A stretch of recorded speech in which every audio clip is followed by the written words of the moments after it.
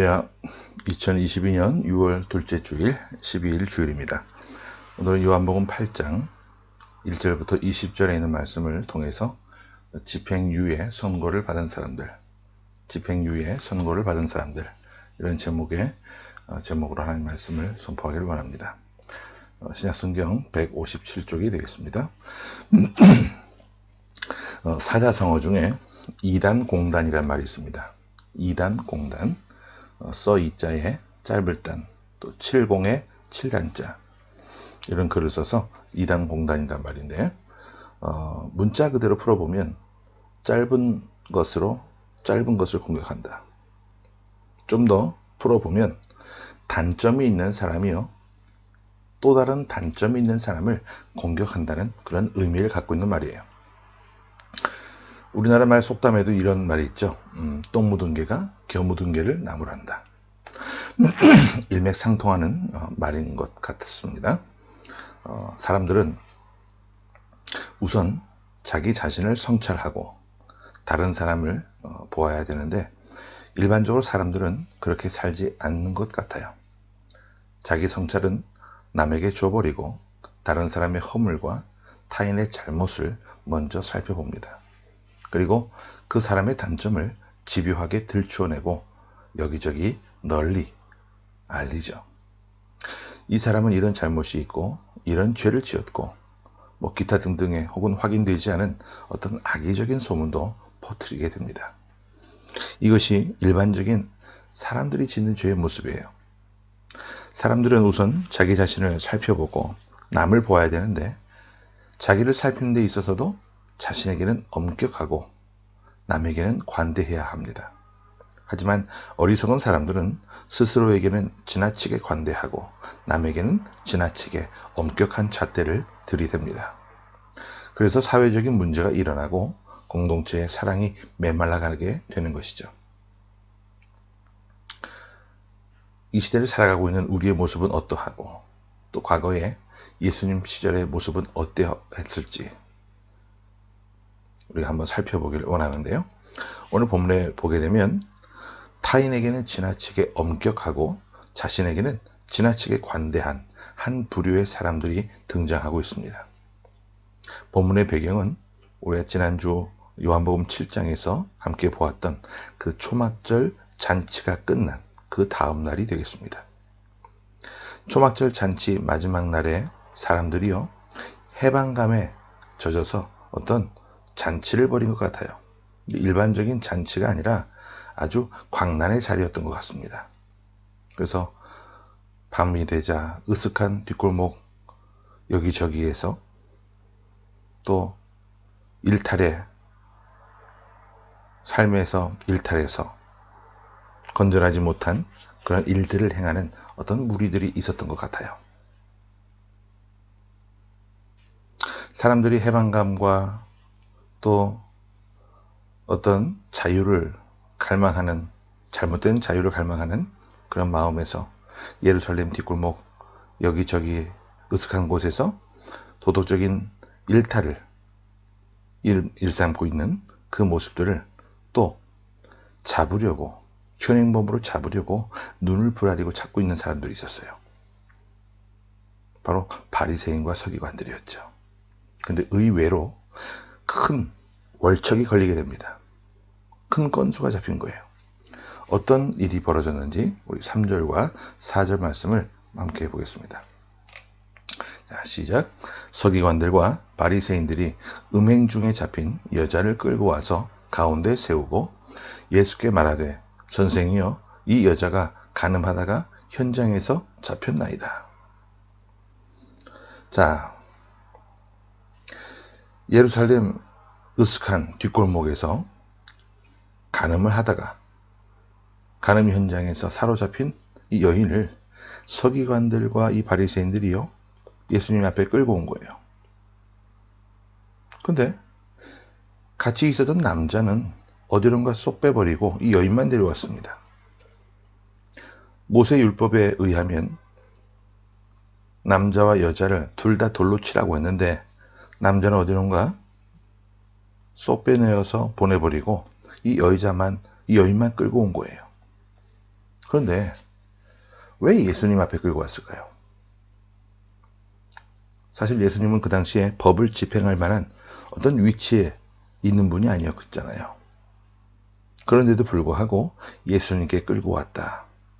뭔가 저희가 있을 것이다 라고 생각을 해볼 수가 있죠.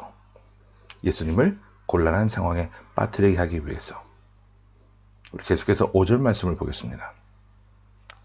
자, 시작. 모세는 율법에 이러한 여자를 돌로 치라 명하였거니와 선생은 어떻게 말하겠나이까. 이런 이유 때문에 이들이 뒷골목을 밤새도록 헤치고 다니면서 현행범들을 찾아다녔던 겁니다. 그래서 딱 걸린 이 여인을 예수님께 끌고 왔어요. 만약 예수님께서 이 여인을 향해서 너희들이 돌로 치라고 이런 말씀을 했다고 한다면 지금까지 예수님께서 말씀하신 사랑의 말씀에 정면으로 위배가 되는 것이죠. 그러면 이 바리새인과 이 서기관들, 이 영악한 사람들이 여러 유대인들 앞에서 이런 말을 할 겁니다. 야, 저기 있는 저 예수 그리스도, 저 양반 이중인격자야. 앞과 뒤가 다르고 말이 달라. 사랑을 외치면서 돌로 여인을 죽이라고 그런 명령을 했다. 이렇게 온 동네방네 떠들면서 다닐 거예요. 그런데 만약에 예수님께서 용서하라고 말씀하셨다고 한다면 이것 또한 유대인들의 율법을 어기는 것이 됩니다.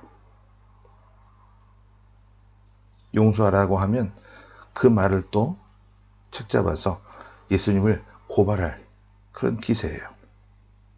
그래서 이 사람들이요, 작전을 세운 것이죠. 예수님을 진퇴양난에 빠뜨리게 하기 위해서 여인을 끌고 예수님께 온 거예요. 남자는 은근슬쩍 풀어줘 버리고 여인만 예수님께로 끌고 왔습니다. 그러면 이런 상황에서 우리 주님은 어떻게 돌파하시는지, 오늘 본문에 보면 예수님께서 어떤 말씀, 아무런 말씀도 하지 않으시고 허리를 굽혀 땅바닥에다가 어떤 글을 쓰셨습니다.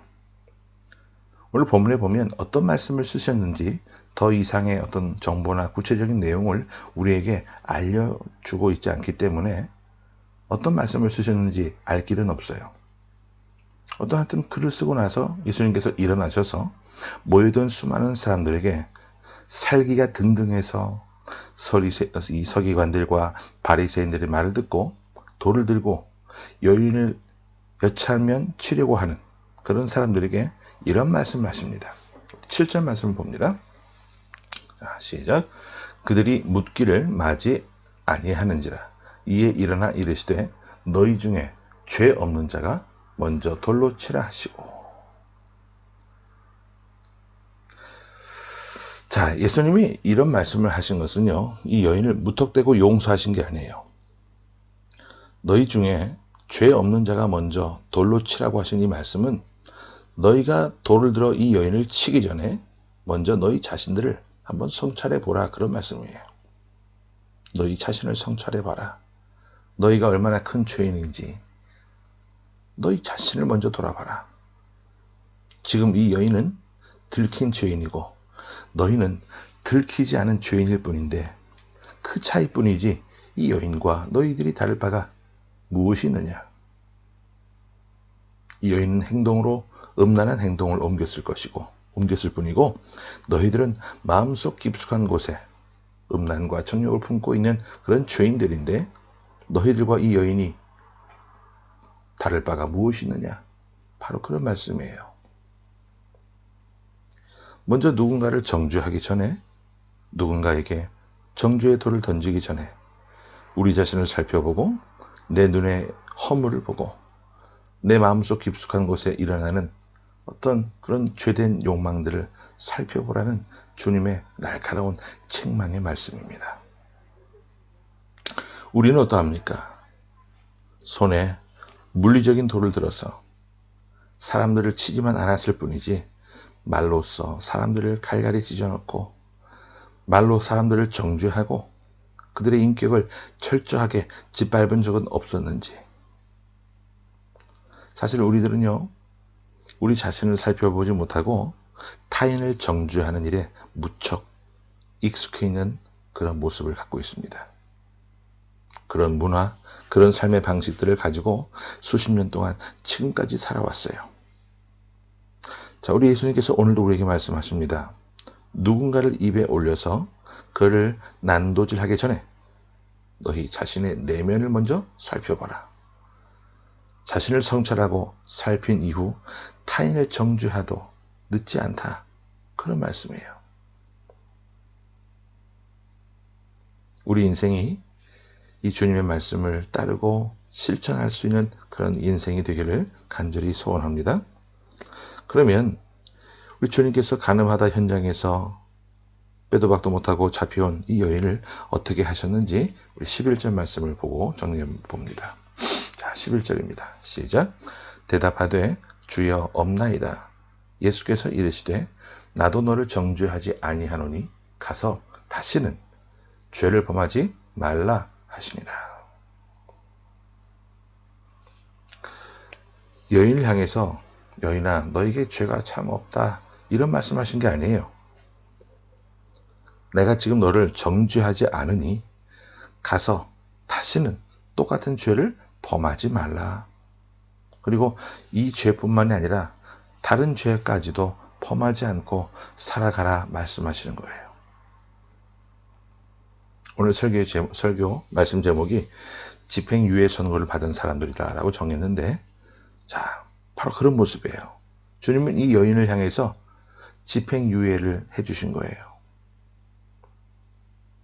무조건 이 여인을 향해서 이 여인에게 죄가 없다라고 죄를 덮어놓고 용서하고 집으로 돌려보내신 것이 아니라 여인의 죄를 지적하되 하지만 형 집행을 미루셨다 그 말이에요. 우리도 이 여인처럼 형 집행을 유예받은 사람들입니다. 용서받은 사람들이요 1만 달란트 빚진 사람들의 그런 모습과 별반 다를 바가 없는 모습이에요. 그럼에도 불구하고 우리가 형 집행을 유예받은 줄도 모르고 타인을 정죄하고 돌을 들어서 타인을 죽이려고 하는 그런 몰상식한 짓을 행하고 있지는 않는지. 이 여인도 이렇게 크게 용서받은 여인인데 시간이 한참 지나고 나서 자신의 주님께 이렇게 큰 용서받은 줄도 모르고 누군가를 정죄하고 있다고 한다면 주님은 어떻게 하실까요? 집행유예 기간에 그런 일을 범하게 되면 가중처벌이 되겠죠. 여러분들 잊지 마십시오. 우리도 가늠하다 현장에서 붙들려온 이 여인처럼 집행유예 선고를 받고 살고 있는 인생들입니다. 또 새로운 한 주간을 우리가 살아가게 될 터인데 이 주간을 살아가면서 어느 누군가의 허물이 보이거나 손가락질 하고 싶은 사람이 보일 때마다 정죄의 돌을 들어서 그의 인격을 살해하고 뭉개버리고 싶은 그런 사람이 보일 때마다 먼저 돌을 내려놓고 우리 자신을 살펴보고 주님의 은혜에 감사할 수 있는 우리가 되기를 원합니다. 집행유예를 당하고 있는 우리, 형 집행을 미뤄주신 그 주님의 큰 사랑을 기억하며 살아가는 이 복된 한 주간이 되어지시기를 간절히 주님의 이름으로 축원합니다. 아멘. 함께 기도하겠습니다. 사랑의 아버지 하나님, 은혜를 감사합니다. 오늘 본문에 나오는 가늠 현장에서 붙들려온 이 여인을 향해서 어느 누가 돌을 들어서 정죄할 수 있을런지요. 우리 역시 하나님 앞에 이루 말로 다 할 수 없는 수많은 악행과 죄를 범한 죄인임을 고백합니다. 그런 우리를 주님은 품으시고 용서하시고 자녀 삼으셔서 오늘도 우리의 예배를 기뻐 받으시고 이런 상황에 있어도 함께 할 수 있는 은혜를 주셨사오매 진심으로 감사를 드립니다. 바라옵기는 하나님, 우리 자신의 현재의 신분을 기억하게 하시고 집행유예 선고 기간 중에 또 가중처벌을 받는 어리석은 삶의 모습이 되지 않도록 더욱더 우리에게 깨어있는 믿음, 깨어있는 영혼을 허락하시고 더욱더 정결한 몸과 마음을 통해 하나님의 앞에 온전히 설 수 있는 그런 귀하고 복된 삶의 모습이 될 수 있도록 하나님 저희에게 더 큰 용기와 믿음을 허락하여 주옵소서. 지금까지 지내온 것 모든 것이 주님의 은혜임을 고백하며 기억하게 하시고 하나님 또 다른 이 새롭게 우리에게 주어질 이 한 주간의 시간 속에서도 우리가 범죄하며 살아가는 것이 아니라 모든 죄악과 유혹의 자리를 피할 수 있는 지혜를 허락하시고 이겨낼 수 있고 극복할 수 있고 승리할 수 있는 그런 삶이 될 수 있도록 하나님 성령으로 함께하여 주옵소서. 살아계신 주 예수 그리스도 이름으로 감사하며 간절히 기도하옵나이다. 아멘.